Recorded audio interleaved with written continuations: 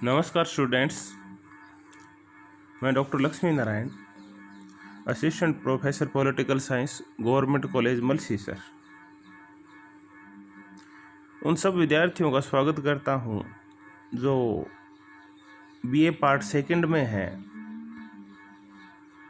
और जिनके पास optional subject के रूप में पॉलिटिकल साइंस है। आज हम बीए पार्ट सेकंड में पॉलिटिकल साइंस का जो फर्स्ट पेपर है, सिलेक्टेड पॉलिटिकल सिस्टम्स, उसमें हम ब्रिटिश संविधान कर रहे हैं।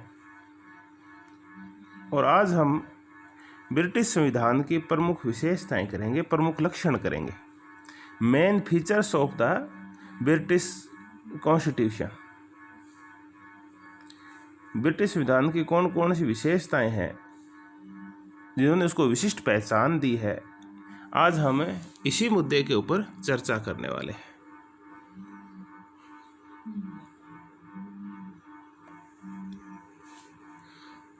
हम सबसे पहले जो चर्चा करेंगे वो ब्रिटिश संविधान की जो सबसे बड़ी विशेषता है वो है विकसित संविधान। तो पहले हम ये टॉपिक लेते हैं कि ब्रिटिश संविधान है वो एक विकसित संविधान है। विकसित संविधान का तात्पर्य ये है कि अगर हम अमेरिका का उदाहरण लें, फ्रांस का लें, अमेरिका का लें, तो इन देशों का जो संविधान है उसका निर्माण एक संविधान सभा द्वारा किया गया और एक विशेष समय में हुआ। जबकि ब्रिटेन में ऐसी कोई संविधान सभा नहीं बैठी जिसने एक निश्चित समय में संविधान का निर्माण किया हो। यहाँ तो पिछले 1200 साल में संविधान का धीरे धीरे विकास हुआ है। कुल मिला के हम ब्रिटेन के संविधान की तुलना एक ऐसी बहुत बड़ी बिल्डिंग से कर सकते हैं, एक बहुत बड़े विशाल भवन से कर सकते हैं जिसके विभिन्न जो भाग हैं उस बिल्डिंग के, उस भवन के, वो अलग अलग पीढ़ियों ने बनाए हों। ऐसे ही अलग अलग पीढ़ियों ने ब्रिटिश संविधान की जो विशिष्टताएं हैं, परंपराएं हैं, उनको जन्म दिया।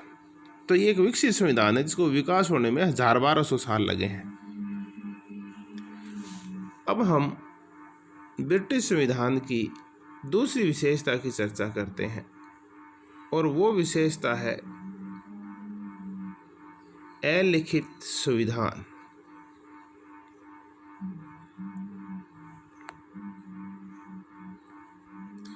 हमने इससे पहले वीडियो में भी एक चर्चा की थी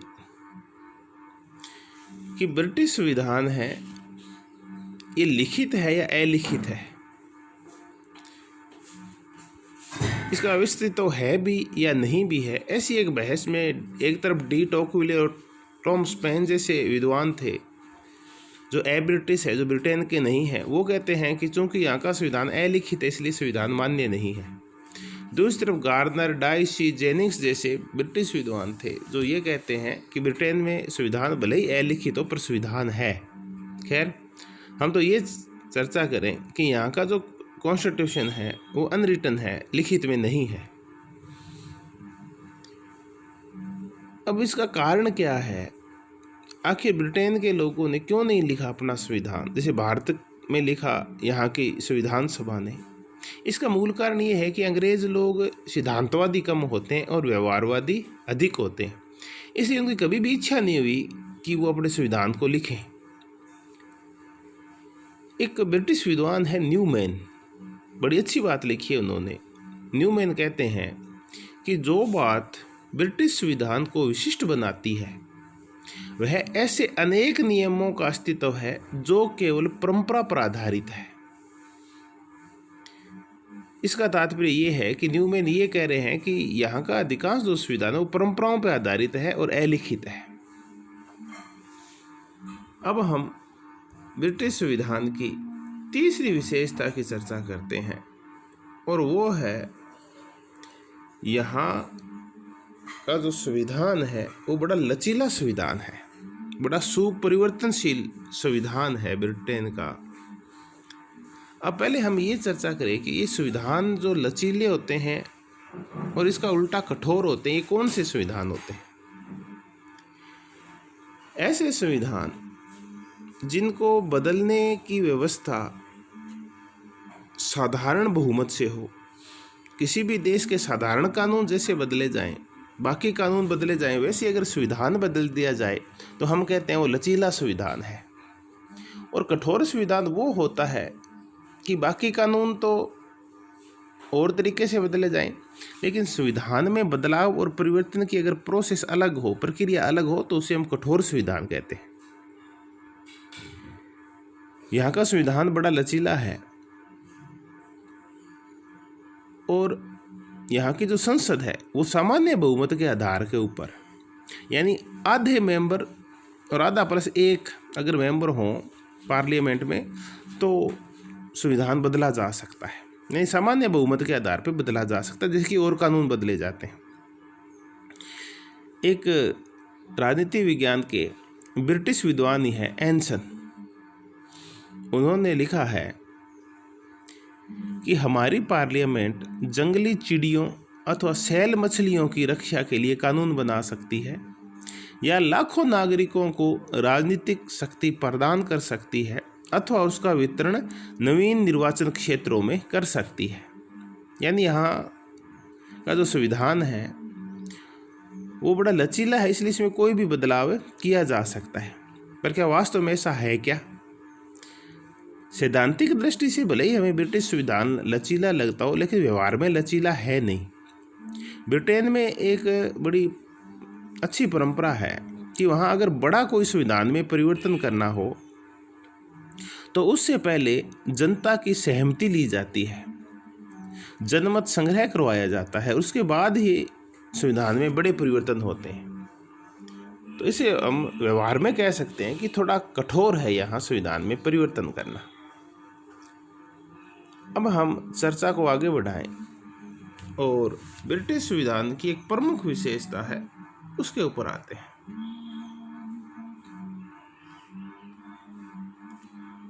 और वो विशेषता है कि ब्रिटिश संविधान में सिद्धांत और व्यवहार में बहुत ज़्यादा परिवर्तन है। A very difference is between theory and practice. Munro, जो कि ब्रिटेन के बड़े प्रसिद्ध विद्वान हैं राजनीति विज्ञान के, इन्होंने अपनी पुस्तक गवर्नमेंट्स ऑफ यूरोप में लिखा है कि ब्रिटेन संविधान को, यानी ब्रिटेन संविधान में जो कुछ दिखाई देता है वह वास्तव में नहीं है और जो है वो दिखाई नहीं देता। In the British constitution nothing is what it seems to be और seems to be a what is it, यानी जो है वो दिखाई नहीं देता और जो नहीं है वो दिखाई देता है। यानी यहाँ सिद्धांत और व्यवहार में बहुत भारी परिवर्तन है। एक ब्रिटिश विद्वान और है ओग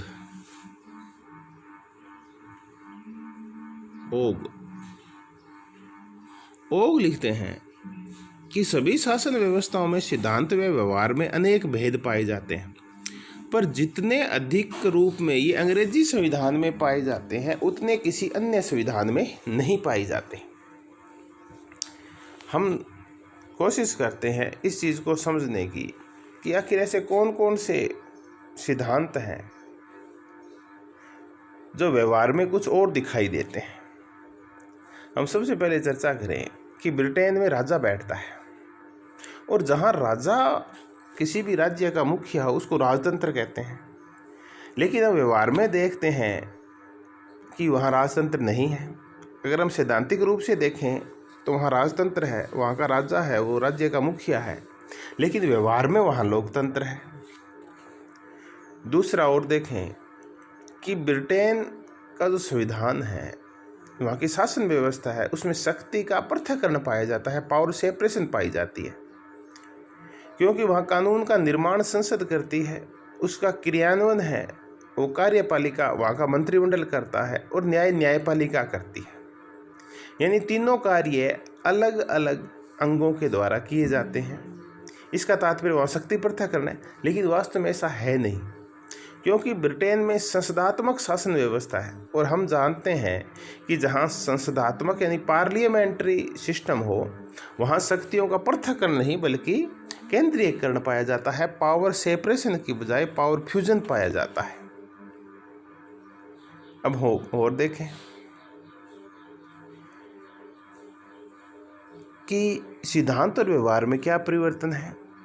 सैद्धांतिक दृष्टि से ब्रिटिश व्यवस्था ये कहती है कि यहाँ की जो कैबिनेट है, जो मंत्रिमंडल और मंत्रिपरिषद है, वो ब्रिटिश संसद के नियंत्रण में है।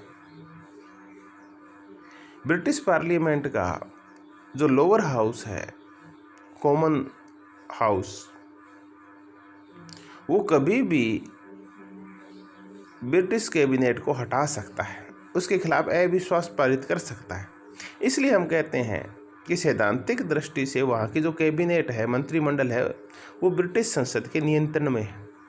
लेकिन वास्तविकता ये है कि वहाँ की संसद स्वयं कैबिनेट से नियंत्रित होती है। वहाँ का मंत्रिमंडल है वो संसद को चलाता है। हम छोटी सी चर्चा करें उससे पहले एक ब्रिटिश विद्वान ओग है, उनकी दोबारा चर्चा कर लेते हैं। दोबारा ओग की बात करें तो ओग महोदय कहते हैं, सैद्धांतिक दृष्टि से ग्रेट ब्रिटेन की शासन व्यवस्था निरंकुश राजतंत्रात्मक है। देखिए ध्यान से सुनिए कि सैद्धांतिक दृष्टि से ग्रेट ब्रिटेन की शासन व्यवस्था निरंकुश राजतंत्रात्मक है, पर उसका रूप सीमित संवैधानिक राजतंत्र है और वस्तुतः वह लोकतांत्रिक गणराज्य है। देखिए, अगर हम सैद्धांतिक दृष्टि से देखें तो वह निरंकुश राजतंत्र नजर आता है, लेकिन अगर हम व्यवहार में देखें तो वो लोकतांत्रिक गणराज्य की विशेषता है उसमें सारी की सारी। अब इसी मुद्दे के ऊपर चर्चा करते हैं कि हमें सैद्धांतिक दृष्टि से कैसे वहाँ निरंकुश राजतंत्र नजर आता है। तो हम पहले जो चर्चा करेंगे कि हमें कैसे वहाँ निरंकुश राजतंत्र नजर आता है, इस मुद्दे के ऊपर चर्चा करते हैं कि सिद्धांत में वहाँ निरंकुश राजतंत्र कैसे है। अगर हम ब्रिटिश राज व्यवस्था को समझने की कोशिश करें तो हमें पता चलता है कि ब्रिटेन का जो सम्राट है उसको प्रशासनिक क्षेत्र में और कानून के क्षेत्र में असीमित शक्तियां हैं और उतनी शक्तियां नजर आती है, सिर्फ नजर आती है नहीं, जितनी 1688 की गौरवपूर्ण क्रांति से पहले थी। जितने भी वो मंत्री होते हैं ब्रिटेन में, वो वहाँ के सम्राट के प्रसाद पर्यंत अपने पद धारण करते हैं। संसद का अधिवेशन बुलाना हो, उसको स्थगित करना हो, या जो निम्न सदन है उसको भंग करना हो, ये भी सम्राट करता है। जब तक वहाँ का सम्राट किसी भी बिल के ऊपर अपने हस्ताक्षर नहीं कर देता तब तक वो एक्ट नहीं बनता, अधिनियम बनता। अधिनियम तभी बनेगा जब सम्राट उस पर हस्ताक्षर कर देगा। तो इस दृष्टि से हम देखते हैं कि वहाँ चाहे कानून का निर्माण हो, चाहे मंत्रिमंडल का काम हो, वो सब ब्रिटिश सम्राट के नियंत्रण में है सैद्धांतिक रूप से। यहाँ तक कि जब युद्ध की बात हो, संधि की बात हो, विदेशों से संधियाँ करनी हो, युद्ध की घोषणा करनी हो, तो ये सारे काम सम्राट के नाम पे ही होते हैं। यहाँ तक कि इंग्लैंड का जो राष्ट्रीय गीत है, नेशनल एंथम है, वो भी कहता है, वो भी वहाँ के सम्राट का ही गुणगान करता है कि गॉड सेव द किंग। पर क्या वास्तव में वहाँ सम्राट गॉड है क्या? नहीं, ऐसा नहीं है। वहाँ जो राजतंत्र है वो संवैधानिक राजतंत्र है।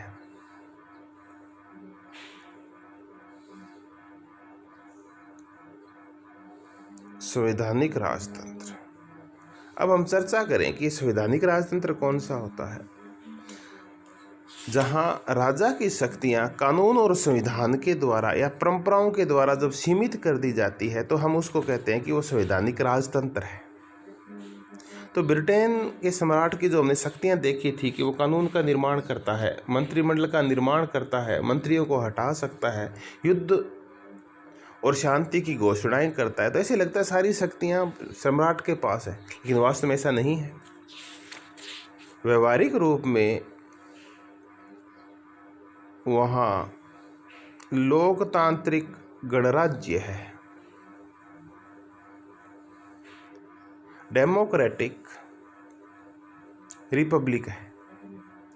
और इसी डेमोक्रेटिक रिपब्लिक को वहाँ के एक विद्वान है ओग, जिन्हें हमने पूर्व भी चर्चा की है, वो इसको मुकुटधारी गणतंत्र बोलते हैं। मुकुटधारी गणतंत्र, क्राउन रिपब्लिक, यानी है गणतंत्र लेकिन उसने राजा का मुकुट धारण कर रखा है। अब हम चर्चा करते हैं कि ब्रिटेन में क्या वास्तव में निरंकुश राजतंत्र है या लोकतंत्रीय गणराज्य की तरह कार्य करता है। तो सिद्धांत में हो सकता है वहाँ निरंकुश राजतंत्र हो, लेकिन व्यवहार में अगर वास्तव में हम देखें तो वहाँ लोकतंत्र है। इसीलिए ओग ने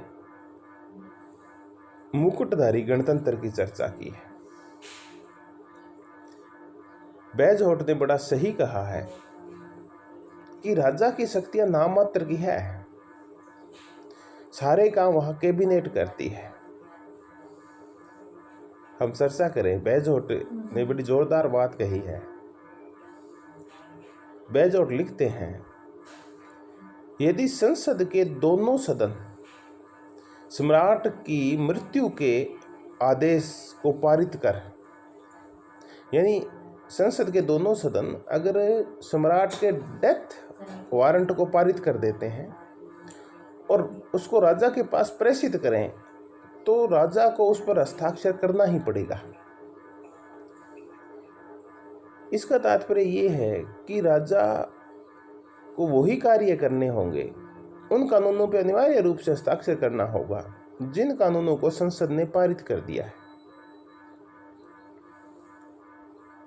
यहाँ का सम्राट है, उसकी जो भी शक्तियां हैं वो मंत्रिमंडल यूज करता है, प्रधानमंत्री यूज करता है, और ये सब लोक सदन के प्रति उत्तरदायी है और लोक सदन का निर्माण जनता करती है। तो हम इस प्रकार देखते हैं कि वहाँ स्पष्टता लोकतंत्र है, वहाँ निरंकुश राजतंत्र के कोई लक्षण नहीं है व्यवहार में। तो आज बस इतना ही। आज हमने ब्रिटिश संविधान की कुछ विशेषताएं देखी। नेक्स्ट वीडियो में हम ब्रिटिश संविधान की कुछ और विशेषताएं देखेंगे। तब तक के लिए आप सबका तहे दिल से धन्यवाद जिन्होंने मनोयोग पूर्वक इस वीडियो को सुना। अगले वीडियो में हम ब्रिटिश संविधान की अन्य जो विशेषताएं हैं उनकी चर्चा करेंगे।